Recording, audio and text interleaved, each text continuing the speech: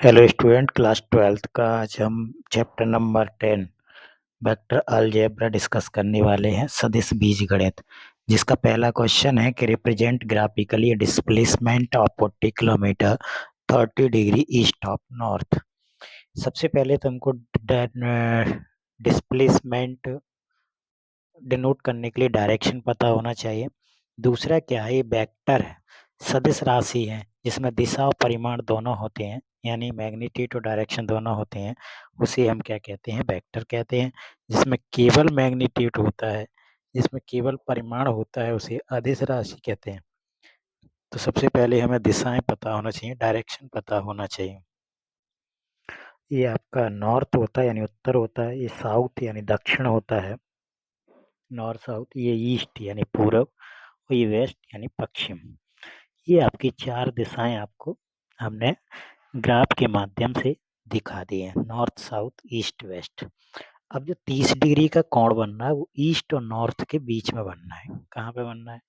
North और east के बीच में 30 डिग्री बनेगा, है ना। 30 डिग्री का कोण ये बनना है नॉर्थ से ईस्ट, ईस्ट ऑफ नॉर्थ यानी नॉर्थ के ईस्ट में। तो नॉर्थ से नापेंगे अपन, यानी उत्तर से पश्चिम पूरब की तरफ नापेंगे। तो हमने 30 डिग्री इसको नाप लिया। अब 40 किलोमीटर जाना है तो इसमें हम 10-10 के नोटेशन से 10-10 लेके गैप लेके हमने 40 किलोमीटर नाप दिया। हमने नापा क्या है, एक गैप को एक स्केल को हमने कितना माना है, 40-10 किलोमीटर माना है, तभी तो 4 गैप लिए। ये 4 गैप मिलके ही तो 40 होंगे। तो एक स्केल कितना हो गया, 10 किलोमीटर के बराबर हो गया। तो हमने जो ग्राफिकली रिप्रेजेंट करना था 40 किलोमीटर, वो 30 डिग्री नॉर्थ से ईस्ट की तरफ नापना था। तो ये हमारा पहला क्वेश्चन है जिसे हमें ग्राफ पे दिखाना था। तो ये ग्राफ पे हमने दिखा दिया। क्लियर है कि नहीं है ना। इसको हमने ग्राफ पे दिखा दिया कि रिप्रेजेंट ग्राफिकली डिस्प्लेसमेंट यानी विस्थापन 40 किलोमीटर को उत्तर के पूरब की ओर, उत्तर पूरब की ओर। ओ ए कितना है, 40 किलोमीटर आपका आंसर हो जाएगा यदि हम इस पर नंबरिंग कर दें ओ और ए। दिशाएं पता नहीं होंगी तो हम नहीं बना पाएंगे इसको, है ना। दिशाओं की जानकारी होना बहुत जरूरी है। दूसरे क्वेश्चन पे आते हैं 10.1 का, classify the following measures as scalar और वेक्टर। कौन सी सदिश है कौन सी अदिश है, ये आपको बताना है। इनमें से सदिश और अदिश बताना है ना। स्केलर और वेक्टर बताना है, यानी स्केलर यानी अदिश, वेक्टर यानी सदिश। तो मैंने पहले भी कहा कि स्केलर वो क्वांटिटी होती हैं जिनमें केवल मैग्नीट्यूड होता है, डायरेक्शन कोई मायने नहीं रखती। यानी अदिश राशियां वे होती हैं जिनमें केवल परिमाण होता है, दिशा की कोई जरूरत नहीं पड़ती, क्योंकि वेक्टर में दोनों की जरूरत पड़ती है। क्लियर है कि नहीं। तो स्केलर और वेक्टर में आपको डिफरेंस यदि पता है, फिजिक्स का चैप्टर होता है वैसे ही, लेकिन आपको पता है कि मैथ के बिना फिजिक्स नहीं होती। ओरिजिनल जो साइंस है ना वो मैथमेटिक्स है। तो पहला सवाल आपका 10 केजी है। भैया कोई वजन तौलना है तो आप उसको ये तौलोगे क्या कि पूरब की तरफ तौलना है कि पश्चिम की तरफ? नहीं ना, केवल मैग्नीट्यूड है, तो ये स्केलर होगा। ये अदिश राशि होगी, इसमें केवल परिमाण है, इसमें दिशा की जरूरत नहीं है। क्लियर है ना। तो दूसरा क्या कह रहा है, 2 मीटर नॉर्थ वेस्ट। इसमें आपको पहले से ही दे रहा है, दिस डायरेक्शन दी है ना भैया, उत्तर और पश्चिम दी है। 2 मीटर उत्तर पश्चिम, जब दिशाएं दे रहा है, 2 मीटर आपका ये मैग्नीट्यूड दे रहा है यानी परिमाण दे रहा है। जब दोनों आएंगी आपकी तो क्या आएगा, वेक्टर आएगा। जब दोनों आएंगी तो क्या आएगा, जो 2 मीटर है, 2 मीटर नॉर्थ वेस्ट आपका क्या हो जाएगा, वेक्टर क्वांटिटी हो जाएगा। क्या हो जाएगा, वेक्टर क्वांटिटी। तीसरा आपका 40 डिग्री दिया है। क्या दिया है, 40 डिग्री दिया है। एंगल की माप दी है ना। 40 डिग्री आपका दिया है, तो ये 40 डिग्री दिया है, ये भी 40 डिग्री दिया है, और यहाँ भी हम बना सकते हैं। यानी हमने 40-40 डिग्री 3 जगह बना के देख लिया। इसके लिए तो दिशा कोई मायने नहीं है, इसलिए स्केलर क्वांटिटी होगा। 40 वाट, वाट किसकी शक्ति होती है?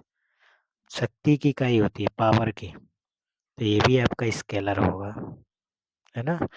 अगला कह रहा है 10⁻⁻9 कूलम्ब। कूलम्ब चार्ज यानी आवेश को नापने की इकाई होती है।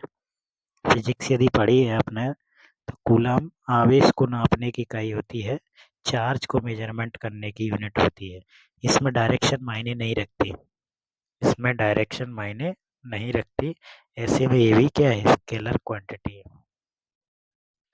ऐसे में ये भी एक स्केलर क्वांटिटी है। ठीक।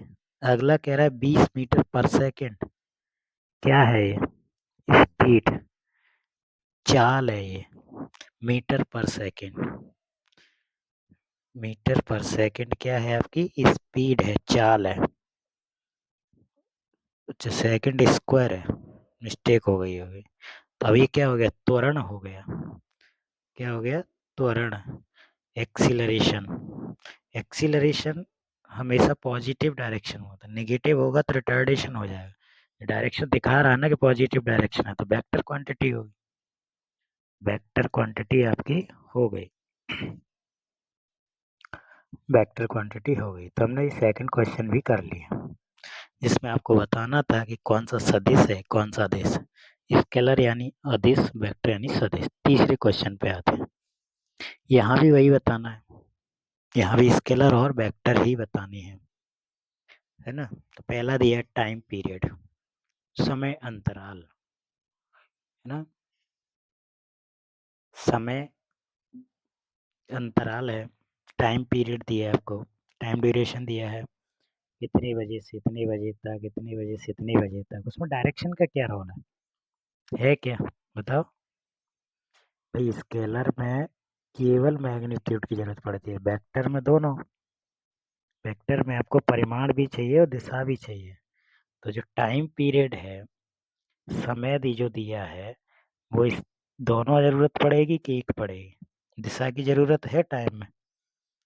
टाइम में दिशा की जरूरत नहीं है। घड़ी में देखते समय बताते कि ऊपर के लिए 3 बज रहे हैं कि नीचे को 3 बज रहे हैं।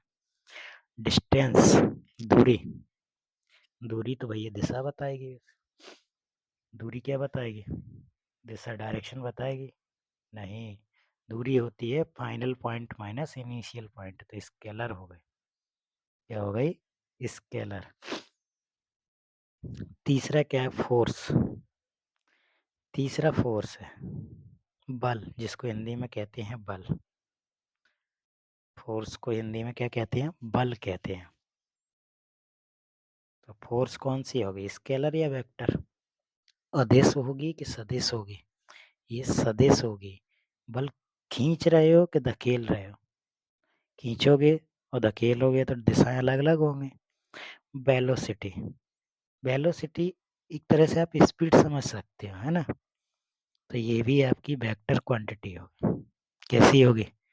Vector quantity. वेलोसिटी को भी वेक्टर क्वांटिटी कहते हैं। वर्क डन, किया गया काम। तो ये आपको हमने बता दिया, आदेश, आदेश, सदिश, फिर सदिश। पांचवा है वर्क डन, किया गया कार्य। किया गया कार्य, वर्क डन।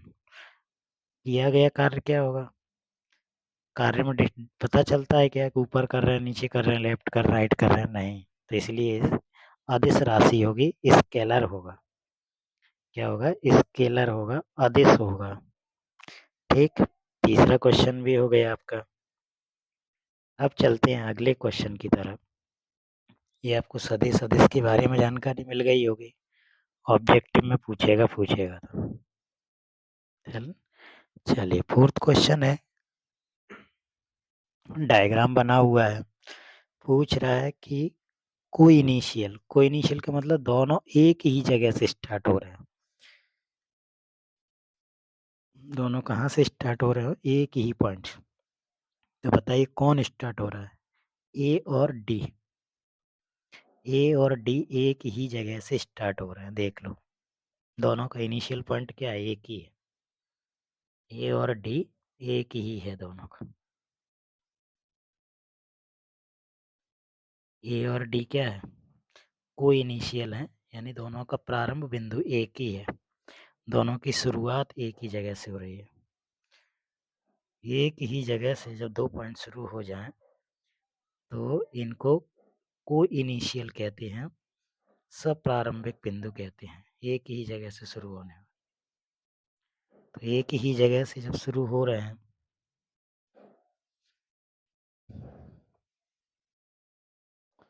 तो देखिए यहाँ से शुरू हुआ कौन, ए, और यहीं से शुरू हो रहा है डी, तो पहले का आंसर ए कॉमा डी है।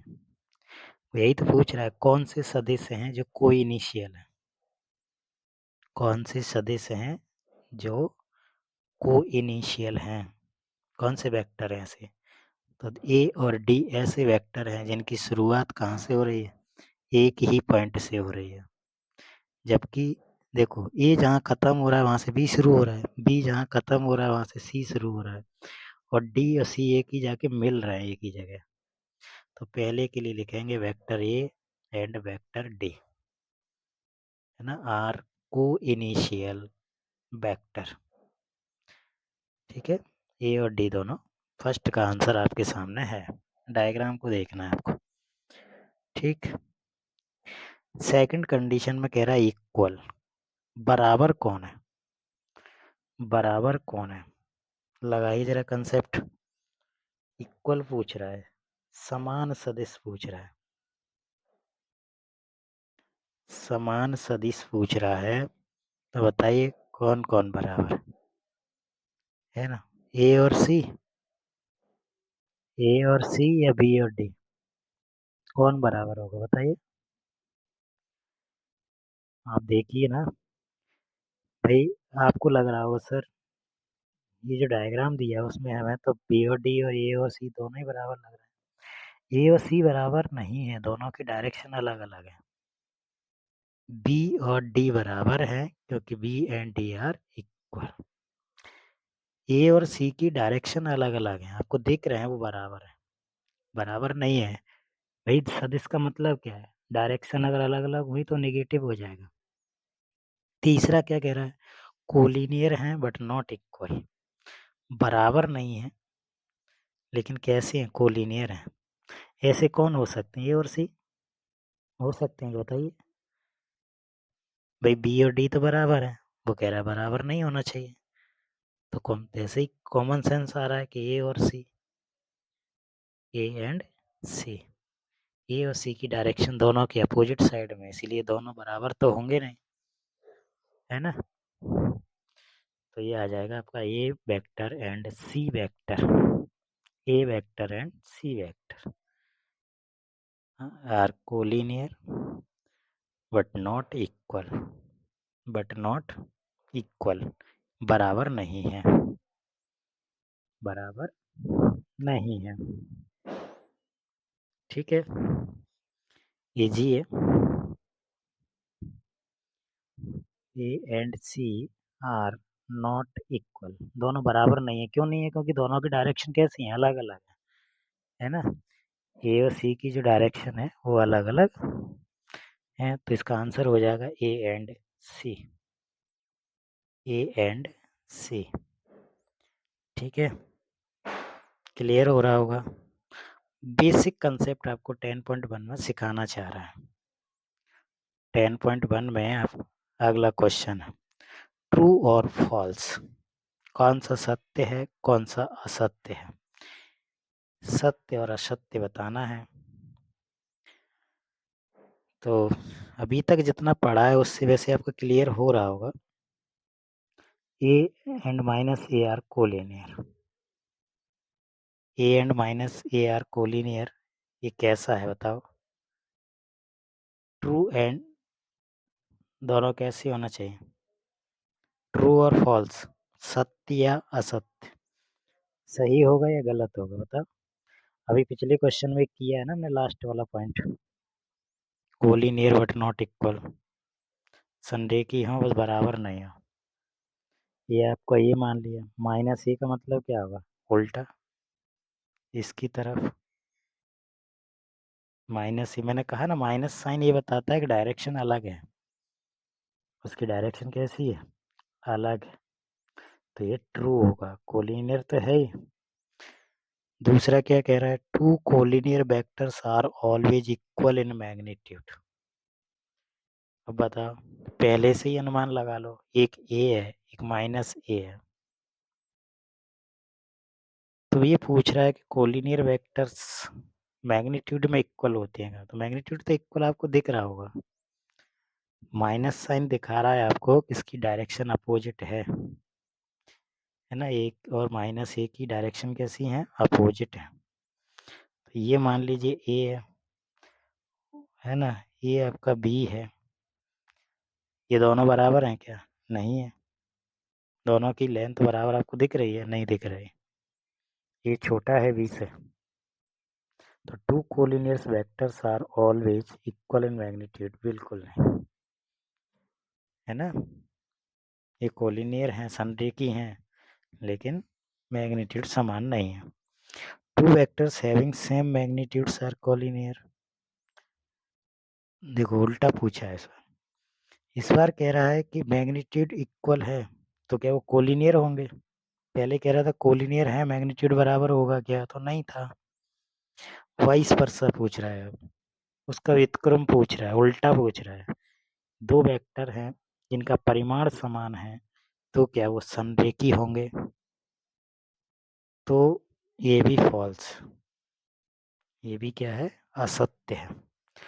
Two collinear vector having the same magnitude are equal, अब कह रहा है कि दो संरेखी सदिश हैं, दोनों का परिमाण समान है, तो क्या वो बराबर होंगे,